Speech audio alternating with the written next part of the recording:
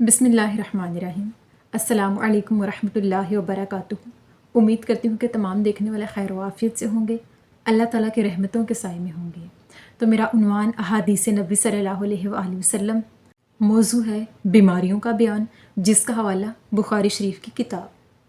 तो आज की हदीस है कि सहाबी हज़रत अब्दुल्ला बिन काब रज़ियल्लाहु तआला अन्हु बयान करते हैं कि नबी करीम सल्लल्लाहु अलैहि वसल्लम ने फरमाया कि मोमिन की मिसाल पौधे से निकली हुई पहली हरी शाख की तरह है कि हवा इसे कभी बराबर कर देती है और कभी झुका देती है। इसी तरह मुनाफिक की मिसाल सनोबर के उस दरख्त की तरह है कि वो सीधा ही खड़ा रहता है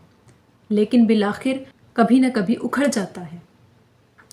इसी हदीस को सहाबी हज़रत अबू हुरैरा रज़ियल्लाहु तआला अन्हु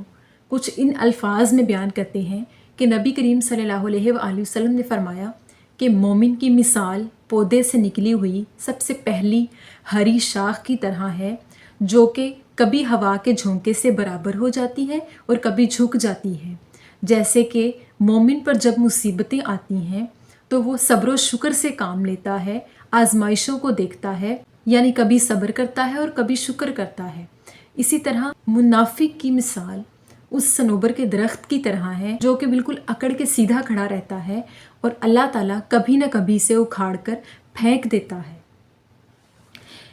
इस हदीस मुबारका की वजाहत ये कि रसूलुल्लाह सल्लल्लाहु अलैहि वसल्लम ने फरमाया कि मोमिन की मिसाल पौधे से निकली हुई सबसे पहली हरी उस शाख की तरह है जो कि कभी हवा की वजह से झुक जाती है और कभी बराबर खड़ी रहती है। इसी तरह मुनाफिक शख्स के बारे में बताया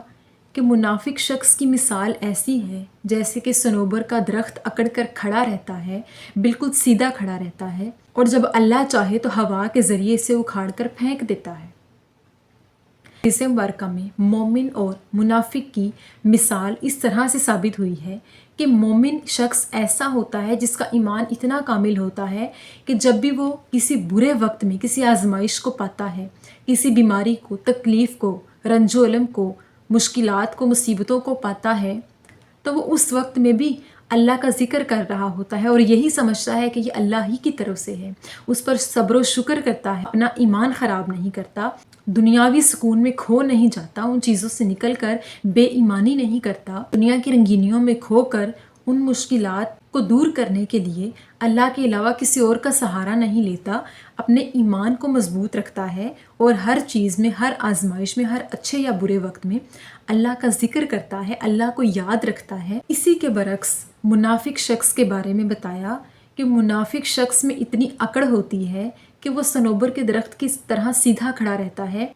आजमाइशें आती हैं, जितना भी बुरा वक्त आता है वो उसको आजमाइश नहीं समझता, वो उस पर अकड़ा रहता है, आजिज़ी से काम नहीं लेता, मायूस होकर अल्लाह को याद नहीं करता, अपनी मायूसी में भी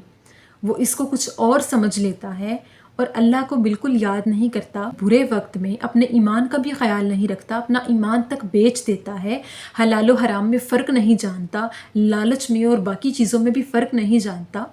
और अपनी अकड़ और तकब्बुर को कायम रखते हुए जो दिल चाहता है वो करता है। वो नहीं जानता कि अल्लाह का क्या हुक्म है, वो ये भूल जाता है कि वो मुसलमान है, वो ये भूल जाता है कि मैं ईमान वाला हूँ, वो ये भूल जाता है कि एक दिन मौत आनी है, वो ये भूल जाता है कि मुश्किल में या अच्छे वक्त में कभी अल्लाह का भी जिक्र करना चाहिए। यानी वो बीमारी, बुराई, हर किस्म की मुसीबत को किसी भी तरह की आजमाइश नहीं समझते। इन चीज़ों के होते हुए भी वो अपनी ही अकड़ और अपनी ही मौज मस्ती में रहता है। तो लिहाजा एक ना एक दिन अल्लाह पाक उसे इस तरह उखाड़ कर फेंकता है, इस तरह हलाक कर देता है जिस तरह से सनोबर का दरख्त जो कि कभी हवा के झोंके से नहीं हिलता लेकिन अल्लाह जब चाहे उसे जड़ से उखाड़ कर फेंक देता है। तो इसी तरह मुनाफिक को जब अल्लाह की तरफ से मार पड़ती है, अल्लाह की तरफ से उस पर अजाब आता है, जब अल्लाह हलाक करना चाहता है, उसकी अकड़ तोड़ना चाहता है, उस वक्त उसे अल्लाह याद आता है कि हाँ, मुझे बनाने वाला खुदा है, मुझे खौफ खुदा रखना चाहिए था, मैं इंसान हूँ, मैं क्या हूँ, मैं किस मकसद के लिए भेजा गया हूँ, आजिज़ी क्या चीज़ है,